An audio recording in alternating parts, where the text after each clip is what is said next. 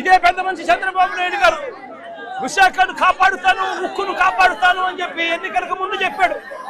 చివరికి చూస్తే చంద్రబాబు నాయుడు గారు ముఖ్యమంత్రి అయిన తర్వాత విశాఖ ఉక్కులో 32 డివిజన్లు ప్రైవేటీకరణ దిశగా అడుగులు వేస్తూ ఇవాళ గవర్నమెంట్ రంగం నుంచి తీసేసి ప్రైవేట్ రంగానికి అప్పచెప్పడం జరిగింది. మళ్ళీ చాలా స్పష్టంగా చెప్తున్నా, విశాఖ స్టీల్ ప్లాంట్ మాకు ఎమోషన్ అధ్యక్ష, సారీ బట్ మాకు ఎమోషన్ అధ్యక్ష.